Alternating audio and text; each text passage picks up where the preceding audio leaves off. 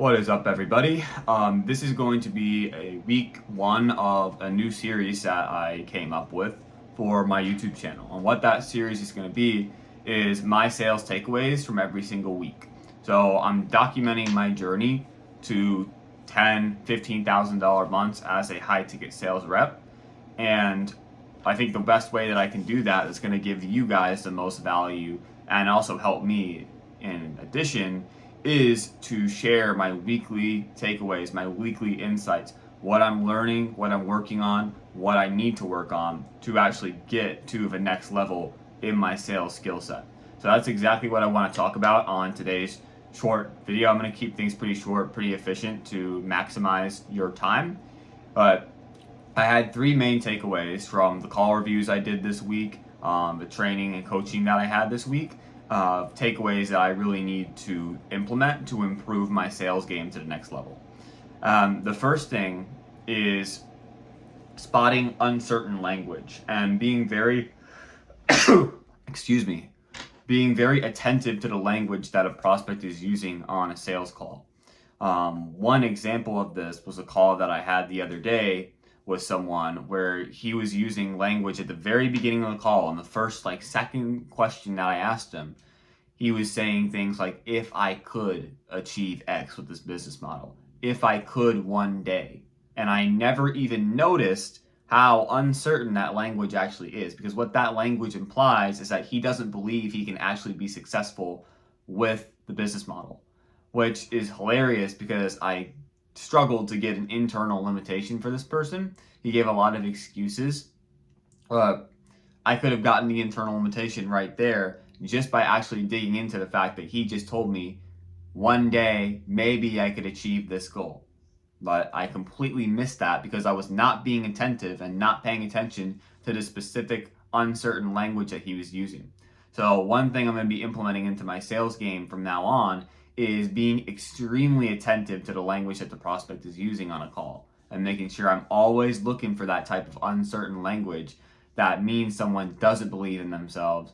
They have some kind of internal limitation, because you can very easily identify what the objection is going to be when you're looking for those things.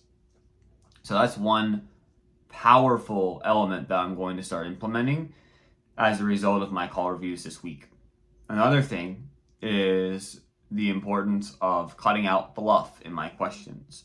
What I mean by that is, basically I have a tendency to fill in the silence in a call by adding a lot of scripting to my questions, adding a lot of extra sentences, extra words to make my questions sound better. But in reality, it actually makes the question worse and confuses the prospect. So I have a tendency to do that when I'm not exactly sure what direction I want to go. So I will just add a lot to my next question and make it difficult. So cutting out fluff and being more direct and punchy in my questions is something that I'm going to be implementing into my sales game as well over the next week and really going harder on that. Another takeaway that I've had is realizing that when it comes to challenging external excuses that a prospect may bring to a call, whether it's the fact that they were in school and they didn't have the time to work on their business, they didn't have the money, all of these things are excuses that the prospect deep down knows are excuses, and they're giving you these out of habit. So what you have to do is reiterate and hold the standard on the call that none of these excuses that they're giving, and even going back to the uncertain language, all this uncertainty, all these excuses are not valid. And you have to show them that these excuses are not valid and have them come to that realization themselves. How we do that is by showing them that it's not the responsibility of the excuse for them getting to their goal, but the responsibility is actually on the prospect. So every single reframe can all be traced back to the fact that you are putting the person in a position where either they take responsibility or they give power and they give the control to the excuse. So what this does is it allows you to reframe just about anything. So I'm going to be heavily implementing this into my calls as well, to make sure that whenever somebody gives me an excuse, I don't get stuck on how to solve it. I just drill straight through the bullshit and get straight to, making sure that this person actually decides to take responsibility for their own outcome.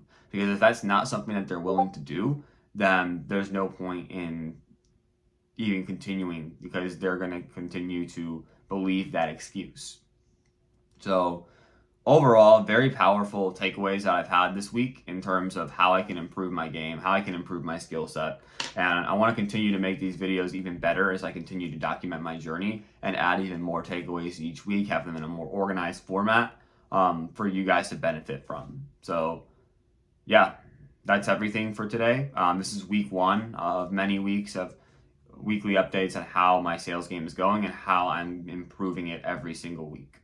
So definitely look forward to sharing more wins on this channel, talking about more topics, and moving the needle forward towards my goals. Have a great day.